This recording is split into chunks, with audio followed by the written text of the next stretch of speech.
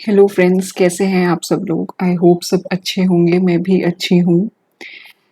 हमने last session पे जो डिस्कशन हमारा चला था करीब लास्ट वीक पहले, वो चला था ऑडिट के फर्स्ट चैप्टर पे, जो कि इंट्रोडक्टरी चैप्टर था। कुछ नया शुरू करने से पहले, मतलब मुझे वैसे आपको सेकेंड चैप्टर पे भी डिस्कशन स्टार्ट करना था ऑडिट के, लेकिन उससे पहले मैंने सोचा कि आपको कंपनी ऑडिट के बारे में बताया जाए, क्योंकि वो टॉपिक ऐसा है, एक तो वो चैप्टर ऐसा है कि वो बहुत ही टाइम कंज्यूमिंग भी है, इम्पॉर्टेंट भी है एग्ज़ाम के पर्सपेक्टिव से। और एग्ज़ाम में कंपनी ऑडिट से रिलेटेड एग्जाम्पल्स जो जो हम लोग पढ़ेंगे अपने मॉड्यूल में, उससे रिलेटेड बहुत क्वेश्चंस पूछे जाते हैं, केस स्टडीज पूछी जाती हैं। तो इसलिए मेरा एम ये था कि स्टार्ट किया जाए अब, क्योंकि फर्स्ट चैप्टर ओवर हो गया है, उसके मेनली हमें क्वेश्चन आंसर्स डिस्कस करने हैं।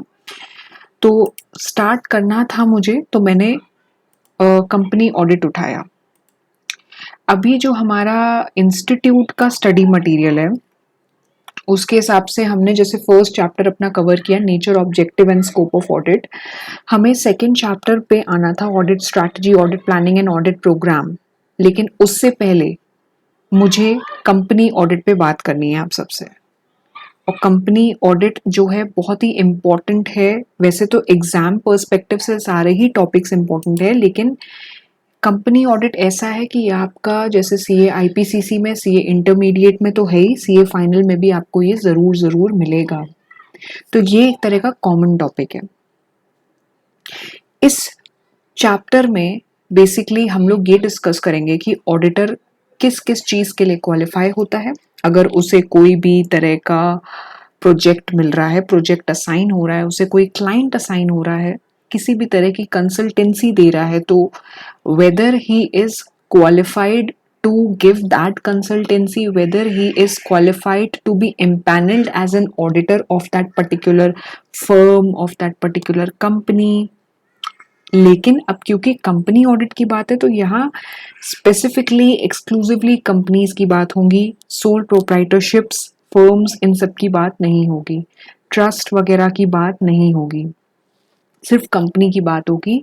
कंपनी के पर्सपेक्टिव से हम ये देखेंगे कि क्या ऑडिटर किसी भी पर्टिकुलर कंपनी का ऑडिट करने के लिए क्वालिफाइड है कि डिसक्वालिफाइड है।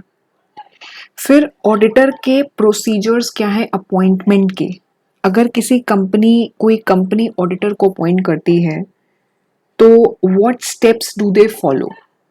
रीअपॉइंट करती है, फॉर एग्जांपल अगर एक बार अपॉइंटमेंट हो गया, एक ईयर के लिए ऑडिटर रहा वो, अब सेकेंड ईयर में भी उसी ऑडिटर को ही उस कंपनी के अकाउंट्स को, फाइनेंशियल स्टेटमेंट्स को एग्जामिन करना है, स्टडी करना है, एनालाइज करना है, then what would be the steps, what would be the criteria for reappointing him?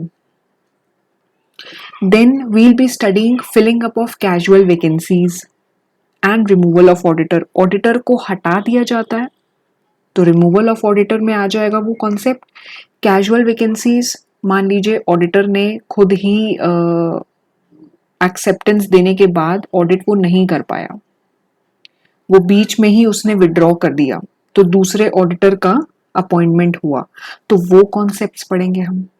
फिर ऑडिटर की ड्यूटीज क्या है, पार क्या है, पार्ट्स क्या है, ठीक है। रोटेशनल रिटायरमेंट, अब किसी ऑडिटर का इतने टर्म के लिए असाइनमेंट था इस पर्टिकुलर कंपनी में, अब मान लीजिए वो टर्म 5 इयर्स का है, अब वो टर्म एक्सपायर हो गया, अब दूसरा ऑडिटर उस पर्टिकुलर कंपनी के लिए अपॉइंट किया जाएगा, तो ऐसे ऐसे रोटेशन होगा। पुराना ऑडिटर रिटायर होगा, दूसरा ऑडिटर अपॉइंट होगा। तो all these concepts will be studying in this particular chapter, जिसका नाम है कंपनी ऑडिट। अब कंपनी ऑडिट में जो हमारा ओवरव्यू है ना इस पर्टिकुलर टॉपिक का, तो हम इसमें क्या क्या स्टडी करने वाले हैं ये देख लेते हैं। अच्छा, इसमें आने से पहले हम ये देख लेते हैं कि इसमें है क्या क्या। सबसे पहला टॉपिक होगा अपॉइंटमेंट, देन रोटेशन, फिर audit committee, auditors remuneration, removal of auditor, ceiling limit as in कि ऑडिटर एक कितने ऑडिट्स कर सकता है, क्या कोई लिमिट असाइंड है उसको कि इतने पर्टिकुलर कंपनीज के ही वो ऑडिट कर सकता है, तो ऐसा कुछ है। तो ये सब चीज़ें भी हम पढ़ेंगे। फिर पावर्स क्या हैं उसके, ऑडिट रिपोर्ट। अब ऑडिट रिपोर्ट यहाँ पे जो है ना हमारा जो कॉन्सेप्ट कवर होगा वो कवर होगा कारों का, कारों पढ़ने वाले हम, ठीक। ये मैं आगे बताऊंगी आपको कि ये कॉन्सेप्ट क्या बोलता है, ऑडिट रिपोर्ट पे जब हम आएंगे तब बताएंगे। Then there is joint audit, फिर है ऑडिट ऑफ ब्रांच, फिर cost audit, then punishment for non compliance. अगर कोई भी चीज ऑडिटर जो है as per section, as per act, as per companies act अगर वो फॉलो नहीं करता है तो उसके क्या क्या कॉन्सिक्वेंसेस रहेंगे, उसकी क्या क्या फाइन्स एंड पेनल्टीज रहेंगी उन कंप्लायंसेस को फॉलो ना करने पे, ठीक। तो ये ओवरव्यू है, आप सबको समझ आया। अब हम आगे बढ़ते हैं इस पर्टिकुलर चैप्टर में, ठीक है। अब शुरुआत होगी हमारी अपॉइंटमेंट ऑफ ऑडिटर से। तो इसमें कुछ सेक्शंस ले डाउन किए हुए हैं इस चैप्टर में कि कौन से सेक्शन से शुरुआत होगी। सेक्शन शुरू होगा 139 से, ठीक है, और जो इस पर्टिकुलर चैप्टर में कवर्ड है वो है 148 तक, ठीक। अब अकाउंट से रिलेटेड जितने भी सेक्शंस हैं वो हैं 128 से लेके 138 तक। ये जितने भी सेक्शन है ये अकाउंट से रिलेटेड है, कंपनीज के अकाउंट से रिलेटेड है, ठीक। तो ये सब चीजें भी कवर होंगी क्योंकि कंपनीज एक्ट है तो इसमें कोई भी चीज लेफ्ट आउट नहीं होगी, सब कुछ ही कवर होने वाला है, सारे ही सेक्शंस कवर होंगे, ठीक है। तो अब रही बात कौन कौन से सेक्शंस हैं इसमें। अब जैसे जैसे आप लोग टॉपिक पढ़ोगे ना, कुछ कुछ टॉपिक्स इसमें इतने इंटरेस्टिंग हैं, वैसे तो पूरा कंपनी ऑडिट ही इंटरेस्टिंग है in all, but by the time you'll keep on studying each and every section, you will realize कि आपको सेक्शन नंबर माइंड में आपके बैठता जा रहा है। जैसे अपॉइंटमेंट ऑफ ऑडिटर्स पढ़ा तो 139 याद हो गया, क्वालिफिकेशन डिसक्वालिफिकेशन ऑफ ऑडिटर पढ़ा तो 141 याद हो गया। तो कुछ कुछ टॉपिक्स में आपको सेक्शन नंबर खुद ब खुद लर्न होने लगेंगे, अलग से एफर्ट्स नहीं डालने पड़ेंगे। ऑडिट रिपोर्ट का सेक्शन है तो 145, बट ओवरऑल एक बेटर अंडरस्टैंडिंग के लिए रिकमेंडेड यही है कि सेक्शन नंबर अगर आप कोट कर रहे हैं एग्जाम में तो वो सही हो, आप अच्छे से लर्न करके जा रहे हो और वहां पे आप कॉन्फिडेंटली अगर कोट कर रहे हो कि यही सेक्शन है तो फिर ठीक है, कोई इश्यूज नहीं है। But if the section number goes wrong then your entire answer even if it is correct it shall be considered wrong because the section number quoted is wrong. तो सेक्शन नंबर सही होना चाहिए। अब हम अपने इसमें जो हमारा पहला टॉपिक है, वैसे सेक्शन नंबर के हिसाब से अपॉइंटमेंट ऑफ ऑडिटर्स होना चाहिए, बट जो इस मॉड्यूल में शुरुआत हो रही है वो सेक्शन 141 से हो रही है, eligibility qualification and disqualification of auditor. क्योंकि ऑडिटर का कंपनी में आने से पहले ये तो पता चल पाए कि ऑडिटर क्या एलिजिबल है, क्या क्वालिफाइड है या फिर वो डिसक्वालिफाइड है उस कंपनी का ऑडिटर बनने के लिए। तो ये चीज हमें पता होना ज्यादा जरूरी है। Then only we will be able to decide the factors regarding appointment of auditors. So first of all, it's very important to know whether the auditor is eligible to be whether that particular person is eligible to become an auditor of that company as per Companies Act 2013।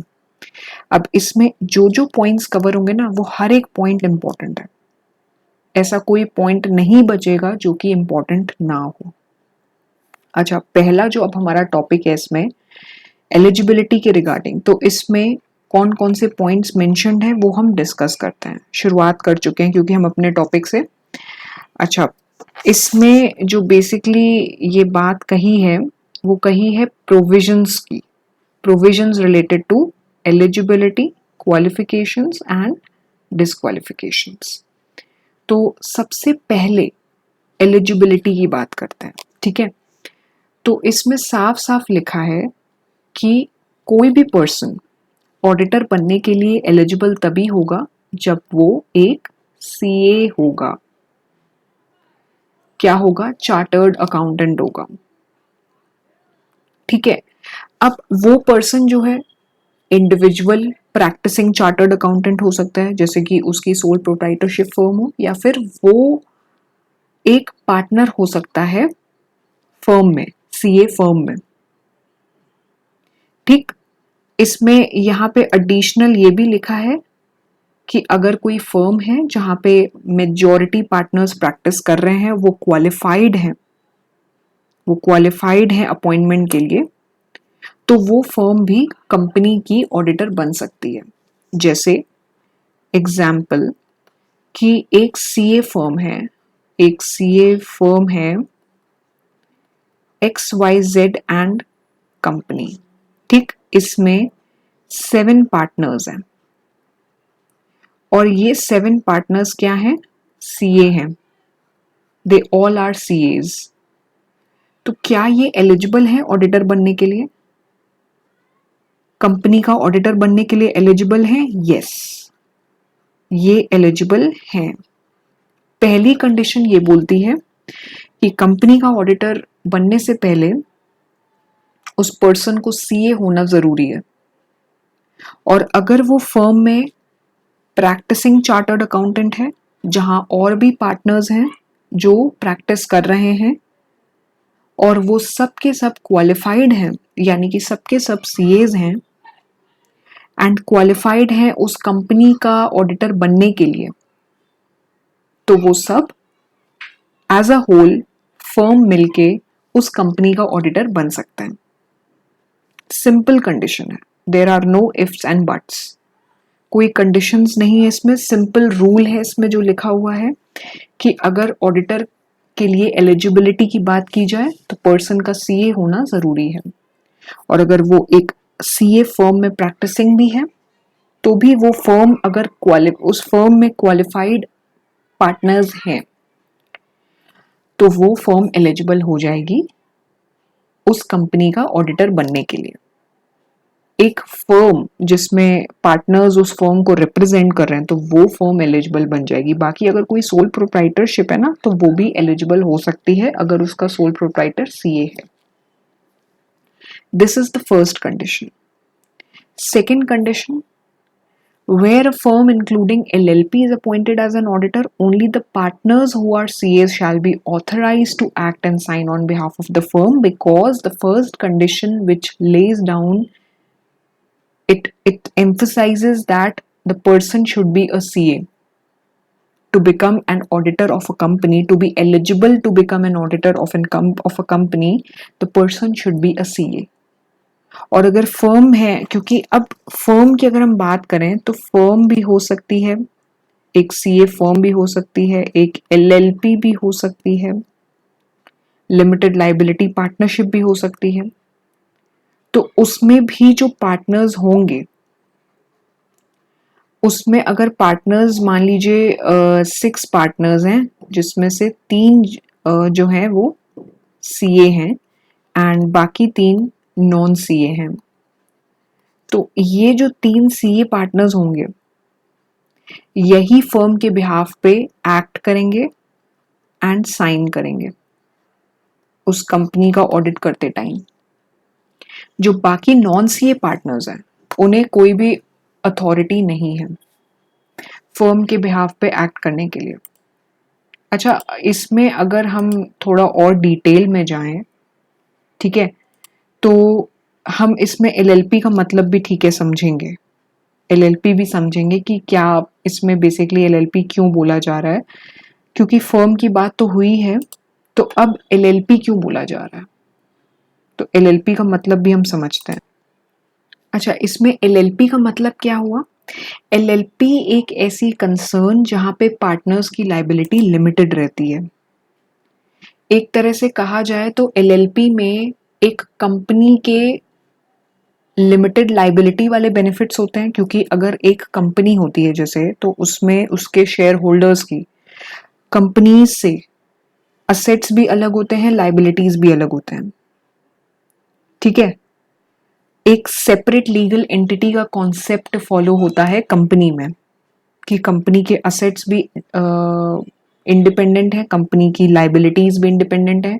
Share holders company की liabilities के लिए liable नहीं होंगे, क्योंकि share holders से अलग existence है company का।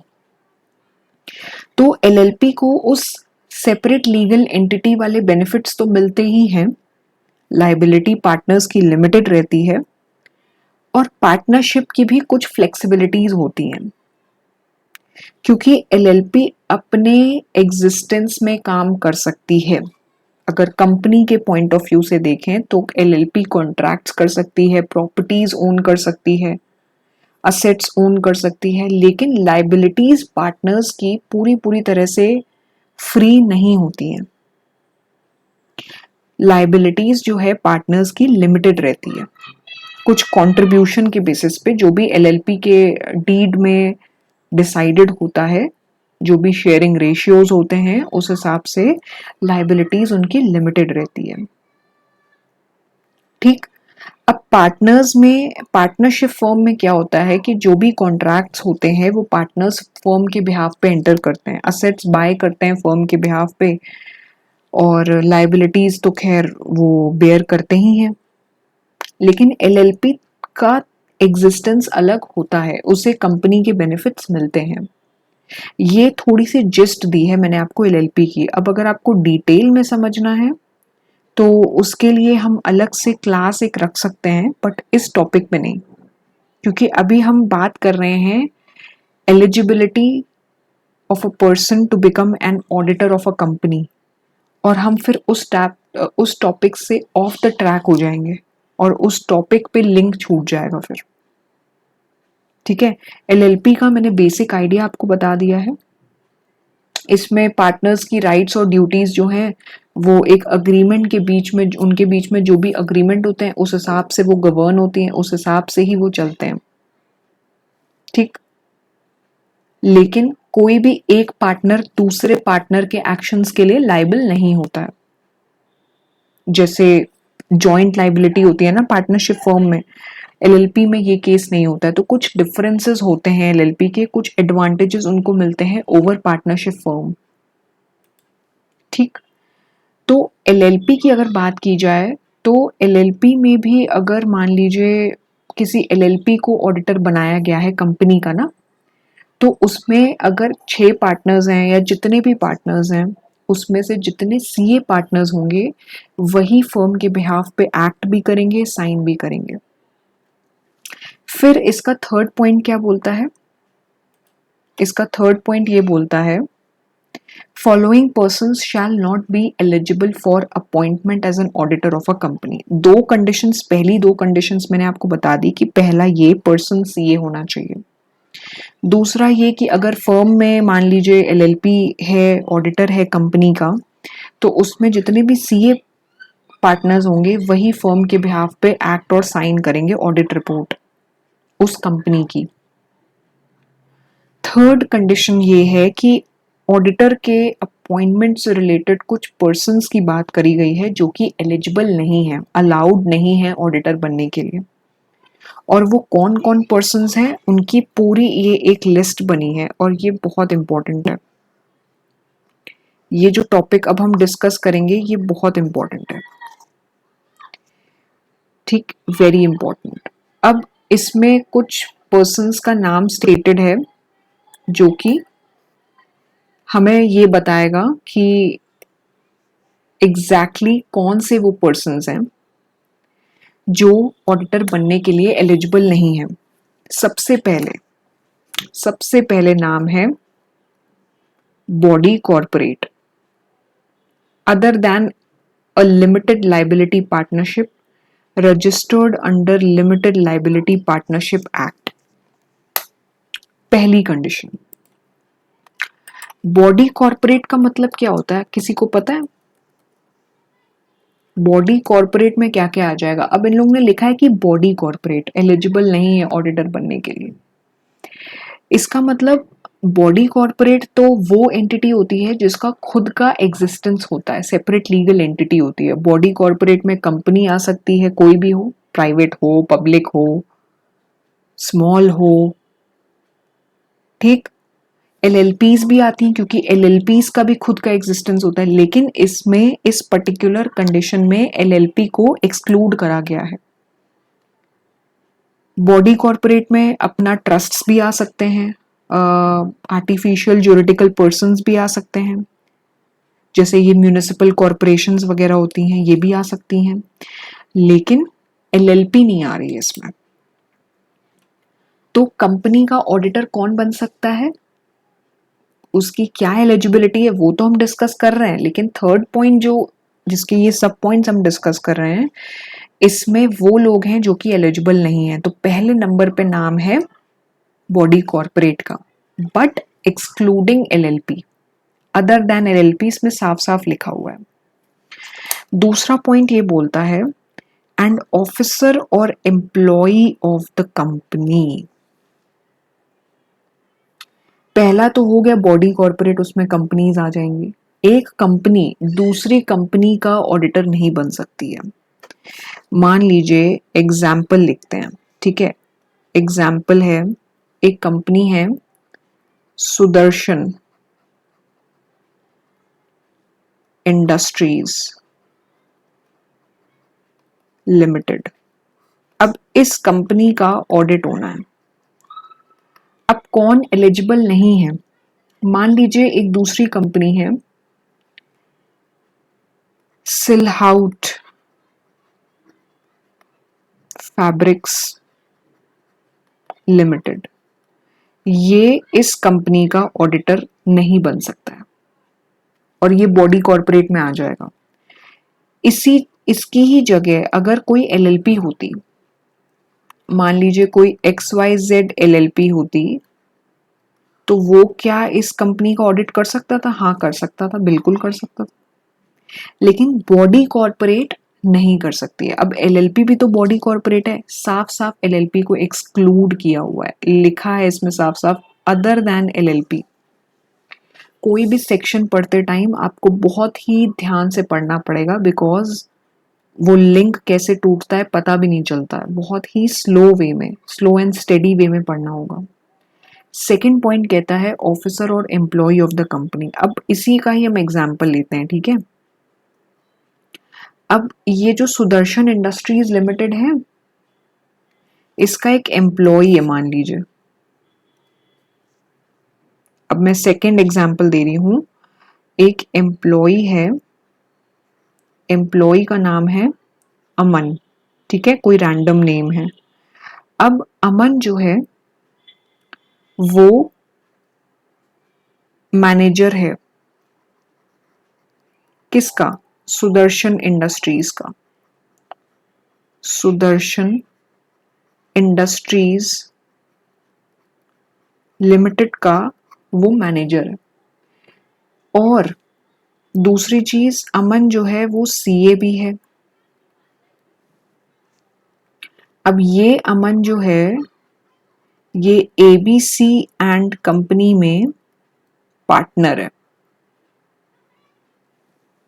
एग्जाम्पल ध्यान से समझना, एम्प्लॉय है अमन, वो सीए है, वो मैनेजर है सुदर्शन इंडस्ट्रीज का, एंड वो पार्टनर भी है एबीसी एंड कंपनी का। क्या अमन इस कंपनी का, क्योंकि एम्प्लॉय है, मैनेजर है, क्या वो इस कंपनी का ऑडिटर बन सकता है? नहीं बन सकता है। अगर उसकी फर्म भी रिप्रेजेंट करे उस कंपनी का ऑडिटर बनने के लिए, तो इस पे भी हम बात करेंगे आगे। देखिए थर्ड पॉइंट क्या बोलता है, a person who is a partner or who is in employment of an officer or employee of the company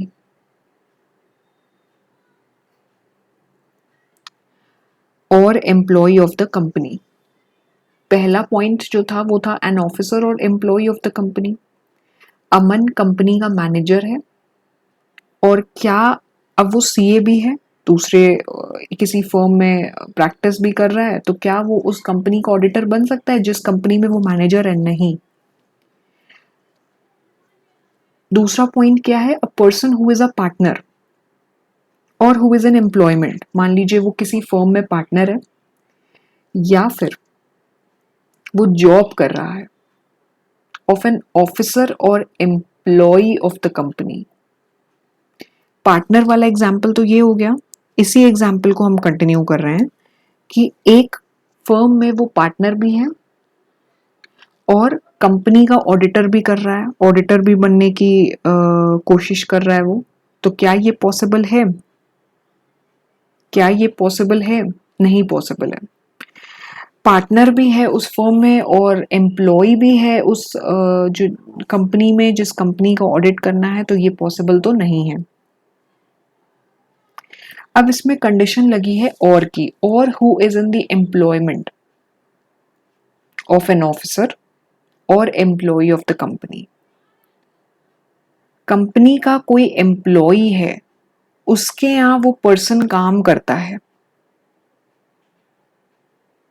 company का कोई एम्प्लॉय है, उसके यहाँ वो काम करता है, क्या वो पर्सन कंपनी का ऑडिटर बन सकता है? एग्जाम्पल के तरीके मैं समझाती हूँ, ऐसे आपको हो सकता है ना समझ आए। देखिए,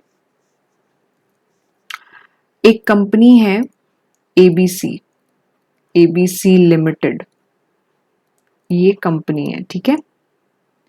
अब इसका एक एम्प्लॉय है, मान लीजिए एक्स, ठीक। अब एक पर्सन है वाई।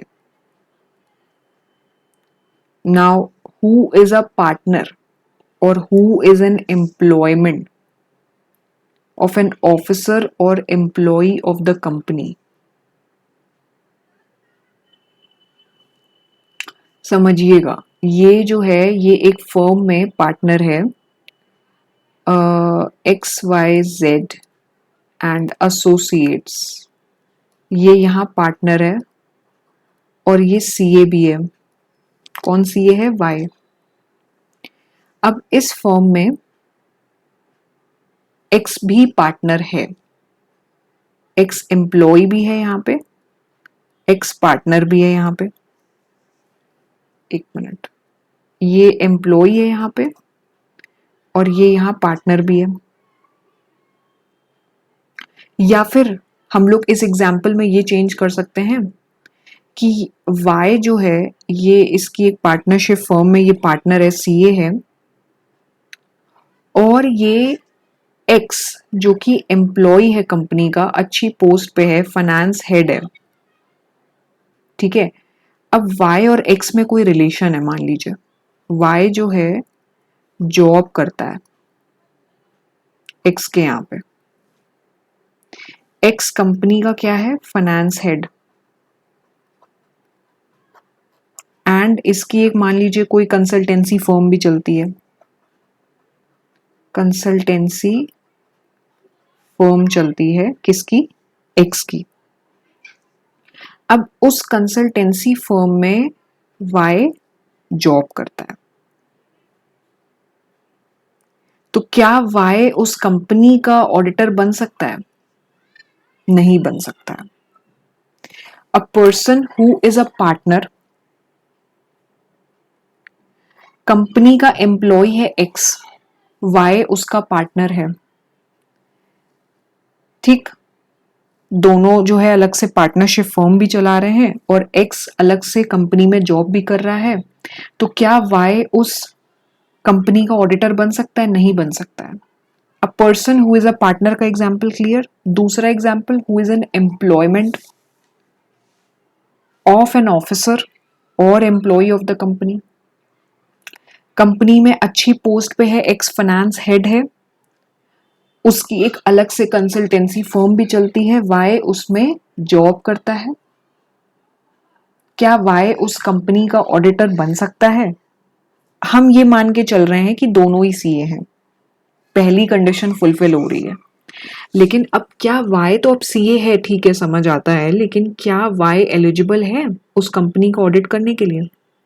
क्योंकि वो ऑलरेडी कंपनी के एम्प्लॉय के अंडर जॉब कर रहा है और उसका मान लीजिए सिक्योरिटीज का काम है, किसी भी चीज का काम है, जिस तरह का भी बिजनेस हो, वो वहां जॉब कर रहा है, वो ठीक है, एलिजिबल होगा क्योंकि वो सीए है।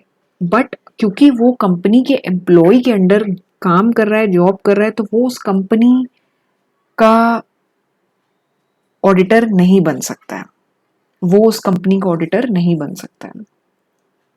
इसके बाद क्या कंडीशन है? इसके बाद ये कंडीशन है, अ पर्सन हु और हिज रिलेटिव और पार्टनर। अब यहाँ पे देखिए, ये बहुत ही कॉम्प्लेक्स है, एक बार में हो सकता है आपको समझ ना आए, बट तब भी आई ट्राई माई बेस्ट कि आपको चीजें क्लियर हो। नहीं भी हो तो प्लीज मुझे कमेंट बॉक्स पर लिखकर भेजिएगा। ये पॉइंट बोलता है कि वो पर्सन खुद या फिर उसका रिलेटिव, उसका रिश्तेदार या फिर उसका पार्टनर कोई सिक्योरिटी होल्ड कर रहे हैं या इंटरेस्ट होल्ड कर रहे हैं कंपनी में या उसकी सब्सिडरी में या उसकी होल्डिंग में, एसोसिएट में, या फिर subsidiary of such holding company. ये अपने ही आप में कितना वास्ट पॉइंट है, और इसी वजह से कंपनी ऑडिट इतना वास्ट टॉपिक है और इतना इंपॉर्टेंट टॉपिक है। अब इसमें आपको बहुत सारे मीनिंग समझने को मिलेंगे। सब्सिडियरी, एसोसिएट, होल्डिंग कंपनी, ठीक है, ये सब टर्म्स ऐसे हैं कि एक बार को फाइनल में, सीए फाइनल में बहुत इजीली समझ आ जाएंगे, बिकॉज टॉपिक्स ही ऐसे होंगे। ठीक है, अकाउंट्स में भी आपको जब आप mergers and amalgamations, mergers and acquisitions, ये सारे टॉपिक्स पढ़ोगे और इन सब की अकाउंटिंग पढ़ोगे, associate company, subsidiary, joint ventures, तो बहुत इजीली ये समझ आ जाएंगे। लेकिन अभी क्या मतलब है इनका? पहले तो हमें ये पढ़ना है कि सब्सिडियरी कंपनी क्या होती है। एक होली ओन्ड भी होती है, वो हम बाद में पढ़ेंगे, पहले ये देखें कि सब्सिडियरी क्या होती है। अगर कोई कंपनी है, उसने अपना कुछ परसेंटेज स्टेक लिया है दूसरी कंपनी में, अब वो परसेंटेज जो है वो कंपनीज एक्ट में डिफाइंड है, वो आगे चल के आपको इसमें ही मिल जाएगा डेफिनेशंस के रूप में। जब सब्सिडरी और एसोसिएट कंपनी की डेफिनेशंस पढ़ेंगे तो वहां मिलेगा। ठीक है, तो अब अगर कोई कंपनी का स्टेक है दूसरी कंपनी में, तो दूसरी कंपनी पहली कंपनी की सब्सिडियरी कहलाती है। ठीक, पहली कंपनी होगी होल्डिंग और पेरेंट कंपनी, जो दूसरी कंपनी को कंट्रोल कर रही है। ठीक, अब अगर हम बात करें कि एसोसिएट कंपनी क्या होती है, तो एसोसिएट कंपनी में वो बेसिकली कंपनीज आती हैं जिसमें होल्डिंग कंपनी का सिग्निफिकेंट इन्फ्लुएंस होता है। ठीक, उसमें भी पेरेंट कंपनी यानी कि होल्डिंग कंपनी का स्टेक रहता है, बट सब्सिडरी के कंपैरिजन में कम स्टेक रहता है, माइनॉरिटी स्टेक रहता है, सब्सिडरी में मेजर रहता है। ठीक, जैसे अब हम अगर बात करें तो सब्सिडरी में 50% का रहता है स्टेक, एसोसिएट में 20% का रहता है। ठीक है, वोटिंग शेयर्स, वोटिंग राइट्स के बेसिस पे कर लो या जैसे भी करो, बट उसमें माइनॉरिटी स्टेक रहता है। तो अब इस पर्टिकुलर पॉइंट में कवर्ड क्या है? इस पर्टिकुलर पॉइंट में ये बोला जा रहा है, अ पर्सन, खुद पर्सन या फिर उसका रिश्तेदार या उसका पार्टनर, कोई भी सिक्योरिटी या इंटरेस्ट यानी कि कोई भी तरह का इन्वेस्टमेंट उसने कर रखा है उस पर्सन ने, या फिर उसके रिलेटिव रिश्तेदारों ने, उसके पार्टनर्स ने। मतलब मान लो वो सीए जो है वो अपनी पार्टनरशिप फर्म भी है उसकी, जिसमें 2-3 पार्टनर्स और जुड़े हुए हैं, तो वो लोग मिलके अगर मान लीजिए किसी कंपनी में इन्वेस्ट कर रहे हैं, या फिर उसकी सब्सिडरी कंपनी में पैसा लगा रहे हैं, या एसोसिएट कंपनी में लगा रहे हैं, या फिर इटसेल्फ होल्डिंग कंपनी में लगा रहे हैं, तो वो पर्सन उस कंपनी का ऑडिटर नहीं बन सकता है।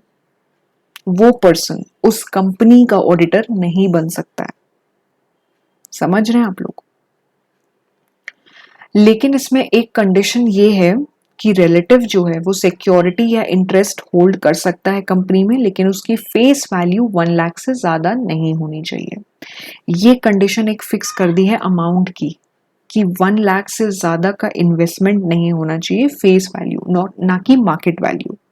मार्केट वैल्यू तो ये है कि इंक्रीज डिक्रीज होती रहती है, फ्लक्चुएट होती रहती है as per market conditions, as per demand and supply forces, लेकिन यहां बात हो रही है फेस वैल्यू की। एंड इसके अलावा ये भी लिखा है, it may also be noted that condition of 1 lakh shall wherever relevant be also applicable in case of a company not having share capital or other securities। किसी कंपनी में अगर मान लीजिए शेयर कैपिटल ही नहीं है, वोटिंग राइट्स के basis पे भी अगर देखा जाए, तो वहां पर भी हम फेस वैल्यू वाली कंडीशन को फॉलो करेंगे। ठीक, अब इस पॉइंट पे ये भी लिखा हुआ है कि सिक्योरिटी या इंटरेस्ट कोई रिलेटिव ले रहा है, ठीक है, 1 लाख से ऊपर, मान लीजिए किसी उस पर्सन के जो सीए है उसके खुद के भाई ने इन्वेस्ट किया उस कंपनी में, जिस कंपनी का उसे ऑडिट मिलने वाला था उस सीए को, तो उसके भाई ने इन्वेस्ट किया 2 लाख रुपए फेस वैल्यू के हिसाब से। तो अब रिलेटिव तो मान लीजिए इसमें कंडीशन में तो ये लिखा है कि 1 लाख तक इन्वेस्ट कर सकते हैं, 1 लाख से ऊपर नहीं कर सकते हैं। बट अगर 1 लाख से ऊपर कर रहे हैं तो करेक्टिव एक्शन का मौका मिला है। यहाँ पे करेक्टिव एक्शन की बात करिए, यानी कि लिमिट्स मेंटेन करने के लिए 2 लाख से 1 लाख पर वापस आने के लिए रिलेटिव के पास ऑप्शन है कि वो करेक्टिव एक्शन ले सकता है। ठीक, अब इसमें क्या लिखा है, in the event of acquiring any security और इंटरेस्ट बाय रिलेटिव, सिर्फ रिलेटिव की बात करिए, यहाँ पे पार्टनर या खुद उस पर्सन की बात नहीं करिए, क्योंकि ये कंडीशन ही एप्लीकेबल रिलेटिव के लिए है। रिलेटिव अगर 1 लाख से ऊपर की फेस वैल्यू की सिक्योरिटी लेता है, खरीदता है, तो करेक्टिव एक्शन जो है वो कौन लेगा, ऑडिटर लेगा। मान लीजिए उस कंपनी का वो ऑडिटर बन गया है जिस कंपनी में उसके रिलेटिव ने 2 लाख रुपए इन्वेस्ट किए हैं, तो करेक्टिव एक्शन ऑडिटर लेगा, लिमिट्स मेंटेन करेगा 60 दिन के अंदर, 60 डेज के अंदर। कब से, जब वो इंटरेस्ट लिया था या जब वो सिक्योरिटी खरीदी थी कंपनी की, जब वो एक्वायर करी थी, उस डेट से 60 डेज के अंदर अंदर ऑडिटर करेक्टिव एक्शन लेगा। ठीक, ये चीज आपको क्लियर हुई कि नहीं हुई? तो इसमें यही बात करी है, ऑडिटर को करेक्टिव एक्शन लेना पड़ेगा।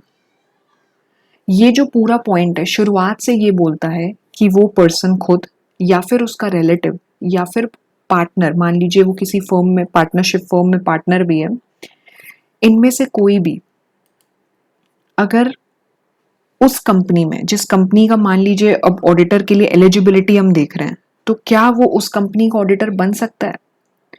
वो उस कंपनी का ऑडिटर नहीं बन सकता है अगर वो उस कंपनी में कोई इंटरेस्ट या सिक्योरिटी होल्ड कर रहा है, या फिर उसकी सब्सिडरी कंपनी में। अब सब्सिडरी कंपनी का कॉन्सेप्ट ये है कि अगर कोई होल्डिंग कंपनी यानी कि पेरेंट कंपनी ने दूसरी कंपनी में 50% से ज्यादा का इन्वेस्टमेंट किया है, तो वो उसकी सब्सिडरी कंपनी बन जाती है। ठीक, एसोसिएट कंपनी जिसमें होल्डिंग कंपनी का सिग्निफिकेंट इन्फ्लुएंस है, 20% से ज्यादा शेयर होल्डिंग है, बट तब भी सब्सिडरी में ज्यादा स्टेक होता है होल्डिंग कंपनी का। ठीक, अब अच्छा, ये सब जो चीजें हैं ना, ये हम लोग मीनिंग्स इनके पढ़ेंगे आगे अपनी आने वाली क्लासेस में। अभी आप बेसिक एलिजिबिलिटी समझो कि वो पर्सन, उसका रिलेटिव या पार्टनर की इन्वेस्टमेंट है कंपनी में, या फिर उसकी सब्सिडरी में, या फिर उसकी एसोसिएट कंपनी में, या फिर खुद होल्डिंग कंपनी में। ठीक है, तो उस केस में वो पर्सन एलिजिबल नहीं होगा उस कंपनी का ऑडिटर बनने के लिए, भले ही उसकी उस कंपनी में इन्वेस्टमेंट ना हो, उसकी सब्सिडरी कंपनी में इन्वेस्टमेंट हो, या फिर उसकी एसोसिएट कंपनी में इन्वेस्टमेंट हो, तब भी वो उस कंपनी का ऑडिटर नहीं बनेगा। लेकिन कंडीशन ये है कि रिलेटिव जो है वो सिक्योरिटीज होल्ड कर सकता है 1 लाख की फेस वैल्यू तक। उससे ज्यादा अगर वो करता है तो ऑडिटर को करेक्टिव एक्शन लेना पड़ेगा 60 डेज के अंदर अंदर, जिस दिन से वो सिक्योरिटीज एक्वायर हुई थी उसके उस डेट से लेके 60 डेज के अंदर ऑडिटर को करेक्टिव एक्शन लेना पड़ेगा।